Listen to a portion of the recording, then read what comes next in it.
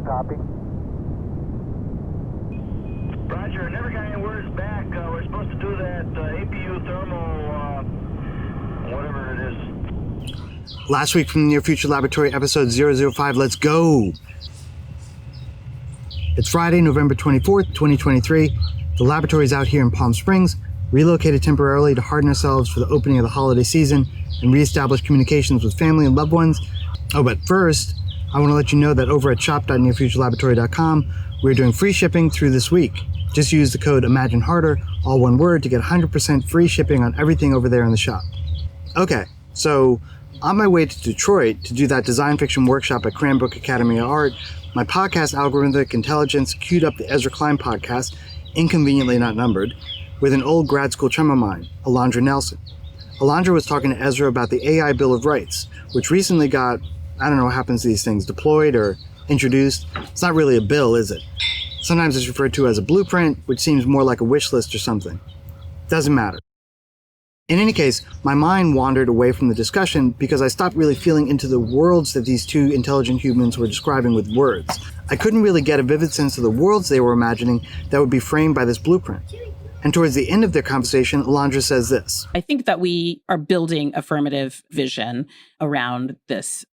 For us not to be able to say what we want, what we're moving towards, to build a society in which people can thrive. And we should certainly maybe talk a little bit about jobs and work in which we're going to imagine less exploitative work. I do think that there are various efforts going on that begin to articulate that kind of affirmative vision that you're asking for and that I'm asking for. There are these metaphors of saying, which implies articulation in the form of structured sentences.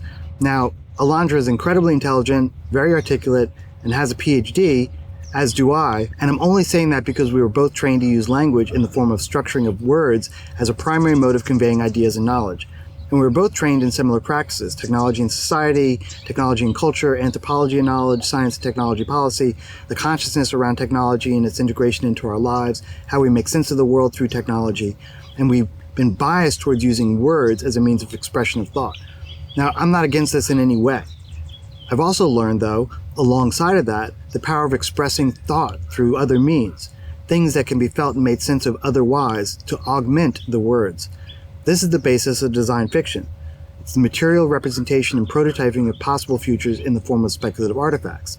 It's like imagining that you're an archaeologist, but rather than digging into the past to find implications of worlds, you dig into the future to find the symptoms of ideas and decisions we make today in material form. And if we think about things for which blueprints are created, we first think about structures and habitats. At least I do. Blueprints are these material artifacts, these paper plans associated with architecture, and the architecture makes the blueprints. All these words, though, all the statements and policy implications laid out in this blueprint for an AI Bill of Rights. What does all this mean for us mere mortals who will occupy and inhabit and work within and educate ourselves within this world where there's some kind of Bill of Rights that determines what our relationships might be between each other, between us and a federation of algorithms, and the entities that have rights over, around, and above us? You don't get that from reading this thing. It's pretty terse, and it's long. It's a 73-page PDF. The entire United States Constitution, including the 10 amendments that constitute the normal Bill of Rights, fits into a 17-page PDF. And that's with "We the People" written out in 144-point font. This AI Bill of Rights is not illustrative of the world. So what's my point here? Well, it's not to diminish the good work of the Office of Science and Technology Policy. It's to say that this work should be for the people. This AI Bill of Rights should speak to us, tell a richer story that is something we can feel into, augmented with a vivid sense of what the intent and desired world would feel like to inhabit, that's represented by this AI Bill of Rights. So what does this mean? How can we augment a blueprint for an AI Bill of Rights? And that brings me to this document. It's called Space Settlements, and it's ancient. It's from 1973. It was commissioned by NASA, the culmination of some heady engineering research and seminars held at Stanford University. The objective was to do some deep engineering analysis of space settlements. Yep, research from an engineering perspective of humans living in space. I came across this document when I was in high school. We had access to Firestone Library on the campus of Princeton University, and I don't know, I was wandering around the stacks and happened to find it. What drew me to it was its beautifully vivid illustrations are scattered throughout the book.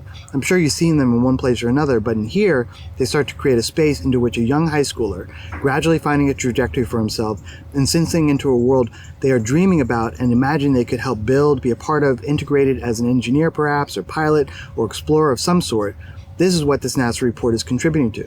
Were it just full of words without anything beyond to help augment all these beautifully opaque engineering formulas and tables and graphs, the report would not have served its purpose, which presciently was to not only summarize the engineering research and the work at the summit, but also to introduce the concept of space settlements to the general public. And it's a testament to its success that is this illustration that survives in our consciousness, even as most people will never know about all the words and terse engineering the document captured. They would likely not even know that this was commissioned by a government agency, it's fair to say. So why do I bring it up in this context? Well, I had a tiny revelation while sitting there in a seat at 34,000 feet, which was this: find someone or some organization to commission the AI era equivalent of this NASA report. That is, to illustrate the worlds we imagine occupying when AI is as normal, ordinary, and everyday as electric toothbrushes with AI and Bluetooth connectivity and remote controls that we talk to control our televisions. What is this world? And not just with prosaic stories or science fiction texts, but things we can see and feel. Artifacts brought back from this world, a report that includes a newspaper from the AI future that also indicates in a subtle and non-didactic way the implications of an AI Bill of Rights.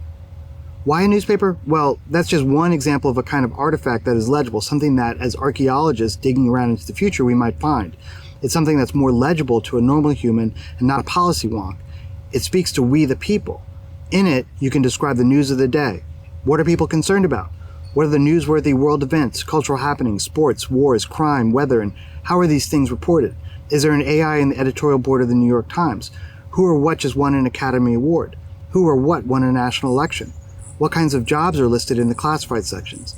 A newspaper, as but one example of vivid representation of the implications of an AI Bill of Rights, tells a story to the people who inhabit an AI world in which such a Bill of Rights or guiding policy document frames the cultural context. What about the commercial world that is actually constructing the AIs? What advertisements appear in the newspaper representing the profit seekers and others?